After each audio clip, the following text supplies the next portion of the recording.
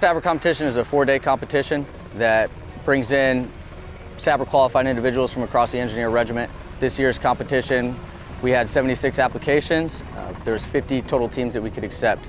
Out of those 50 teams, we're representing 46 different installations, 26 states, Compos 1, 2, and 3, and 4 countries. There you go, there you go.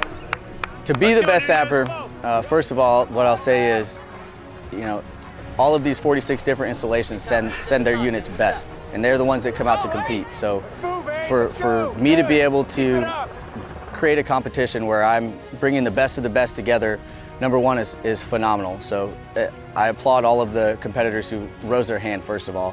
And then, to emerge as the best Sapper, that I can't even put that into words, how much I think that means to the regiment and to those maneuver commanders and what that really says about the individual. This year, competition, definitely tough, different than last year. We knew it was going to be different than last year because they like to mix things up. So for this year, for example, there was a lot more miles on the feet up front. So we started with the non-standard physical fitness test that had about 3 miles on our feet right into our X mile unknown distance run, which is about 4 miles, right into land nav, which is another 15 miles. So all that took place in the first 8 or so hours. So a lot of distance up front. And then following that was a 16 to 18 mile ruck movement the following day.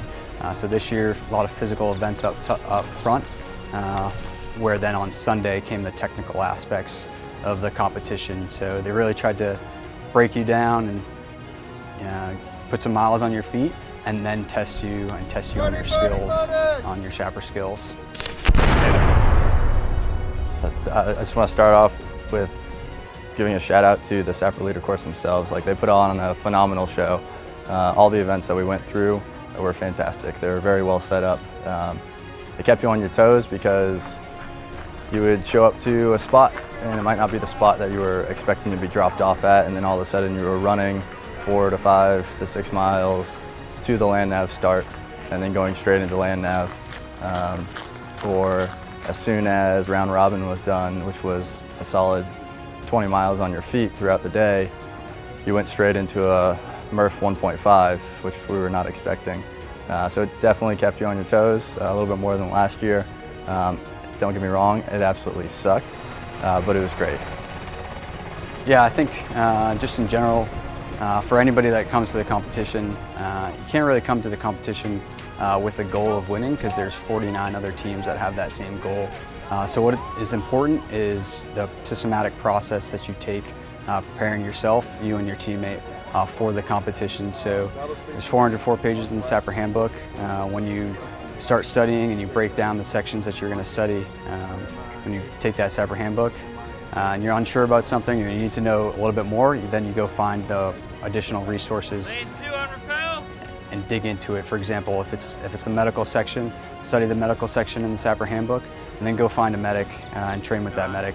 And that's what we did this year, and I think it paid off. So throughout the competition, you don't know what the scoring is. You don't know how much an event is weighted out of the entire competition. We knew that we didn't do the best in the last 2 events. We were first going into them, and we got third in both of them. So we weren't 100% sure if we swept the victory or not. So it was a little concerning. But once that name was called, we knew we won the events that we needed to, all the technical tasks. But having the names called, it's a great feeling.